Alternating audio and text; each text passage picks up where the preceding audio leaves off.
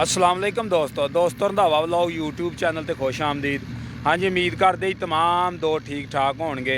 हाँ जी दोस्तों, जिला जिहड़ा पंजाब का जिला ननकाना साहब आ, अंदर गंदम की कटाई शुरू हो गई आ ते माशाअल्लाह चापर वगैरह भी जिहड़े चलन डै पे आ ते चापर चलन दिया सामने तुहानूं नज़र आउण दिया फीयर 640 ट्रैक्टर आ ते मगर उहदे चापर चलन दिया वा। इहदी तुहानूं मुकम्मल जिहड़ी ट्रैक्टर की कारकरदगी आ दिखालदे आ और मुकम्मल तफसील दिंदे आ, क्योंकि टावियां कणकां हले पक्कियां ने विरलियां तो काफ़ी जी पंजाब के जिला ननकाना ने गंदम हरी भी खड़ी आ मेरे सामने तुसीं देख सकते। ये गंदम जी हाले हरी है, तकरीबन को 10 दिन तो बाद कटाई के जोड़े मरले में दाखिल होगी। तो बाकी आ गंदम कुछ अगेती सी लगी, ये गंदम जी पक चुकी आ तो ये कटाई है मुकम्मल हो चुकी है। अज ही कटाई हुई आ तो मगर ही चापर आ गई आ तो ये चापर चलन रही है। चापर की जी कारकरदगी और ट्रैक्टर की जी खासकर फीयर 640 की चापर के उत्ते कारकरदगी इस सीजन की जी स्टार्ट होया वो तुहानूं चेक करवाउने आ जी। तो फीयर 640 बाकी आ गंदम की तुहाडे सामने सूरत हाल आ जी कटाई हुई आ। बाकी जमीन भी थल्लों हली जी वो भी पूरी तरह नहीं सुकी। अगर इस नाड़ नूं कोई एक दो धुप्पां लग जांदियां फिर काम जिहड़ा जरा होर ट्रैक्टर वास्ते आसानी रह जानी सी। पर हल जी ट्रैक्टर डिया वा थ्रैशर चापर गेड़न तो तुहानूं दिखालदे आ बिल्कुल करीब जाके कि कोई ट्रैक्टर गर्म वगैरह तो नहीं होण डिया। तो थ्रैशर तुहानूं चापर भी दिखालदे आ भी किहड़ी कंपनी दा वा।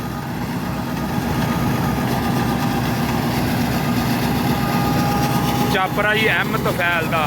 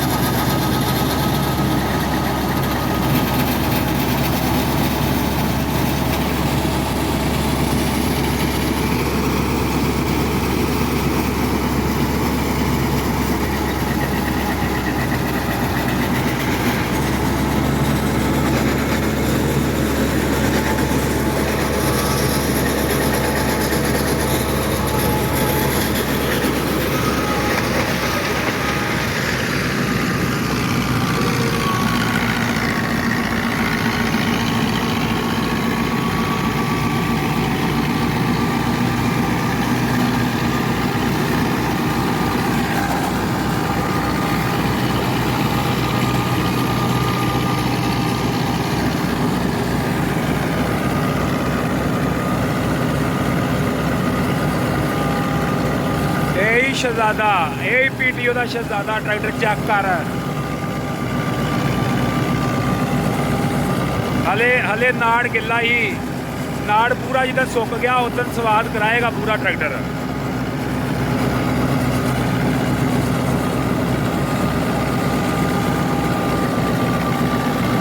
बाकी भाई मैं होर नाल दसदा जावां ट्रैक्टर फीयर 640 जिहड़ा वा अंदर बत्ती वाला 85 HP वाला जिन्हों आप वड्डा गाजी भी सदते हैं।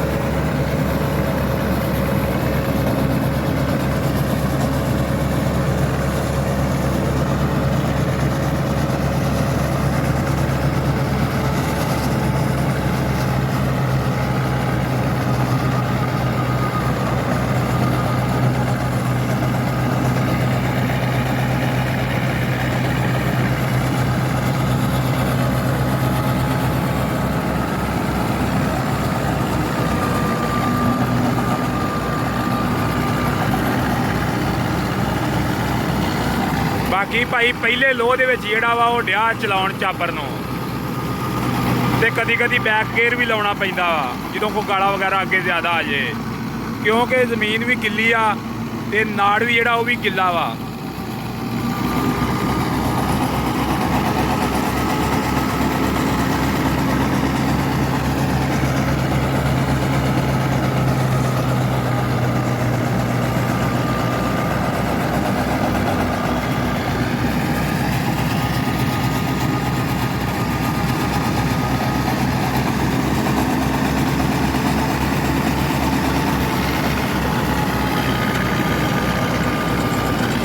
ਚੈੱਕ ਕਰ ਤੂੰ ਸ਼ਹਿਜ਼ਾਦੇ ਦਾ, ਬਾਕੀ ਗੱਲਾਂ ਛੱਡ। ਆ ਤੇਰੀ ਗੈਰ ਹੋ ਜੇ ਤੇਰੀ।